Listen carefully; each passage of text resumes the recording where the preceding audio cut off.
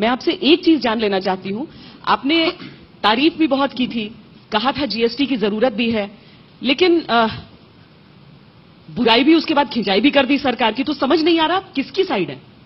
Idea अच्छा है, implementation खराब है। मैं आइडिया की साइड हूं, इंप्लीमेंटेशन के खिलाफ हूं। जिस तरह के प्रोसेसेस अपनाए गए हैं, मैं मीटिंग्स में रहा हूं, बहुत सारी चीजें मैंने रखी हैं, बहुत सारी चीजें मानी गई हैं, बहुत सारी नहीं मानी गई हैं। और तो जो 2-3 चीजें हैं इसमें, जैसे हम वन टैक्स वन नेशन की बात कर रहे थे। आज वन टैक्स वन नेशन के नाम पे 0% से लेके 28 और देखें तो 40% टैक्स के कई 6-7 स्लैब्स हो गए हैं। ठीक है, भारत बहुत बड़ा देश है, इकोनॉमी बहुत डाइवर्सिफाइड है, आप हमेशा वन टैक्स वन नेशन के आइडिया से मतलब इतना स्ट्रिक्ट होकर मैरी नहीं कर सकते। लेकिन आपको यह भी देखने की जरूरत है कि 28% टैक्स चाय में डिबो के खाने वाले बिस्किट पे कौन दे पाएगा? घर के पंखे खरीदने से लेकर एक आम आदमी जब अपना घर बनवाता है, वो पूरे घर में टाइल्स मार्बल नहीं लगवा पाता। वो सोचता है कि मेरे बजट में इतना है कि मैं अपना किचन ठीक करा लूं मार्बल लगवा के, या टाइल्स लगवा के, और वॉशरूम ठीक करा लूं टाइल लगवा के।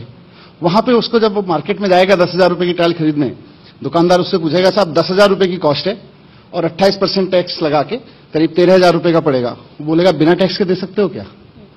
सो ये जो इफेक्टिव इंप्लीमेंटेशन है, आपके कहने का मतलब है कि वो जो अभी जो स्थिति है कि आप बिल के साथ ले सकते हैं या बिल के बिना ले सकते हैं, ये गुंजाइश जारी रहेगी? गुंजाइश रहेगी। आम आदमी को आप इतना टैक्स क्यों करना चाहते हो? जीएसटी इस देश के लिए बड़ा टैक्स रिफॉर्म है या इस देश की सरकारों की आमदनी बढ़ाने का टैक्स रिफॉर्म है? पहले यह तय करना पड़ेगा। अभी क्या दिख रहा है आपको? अभी तो मुझे लगता है सारा फोकस सरकार की आमदनी बढ़ाने पे, जो बढ़ेगी नहीं। I can foresee.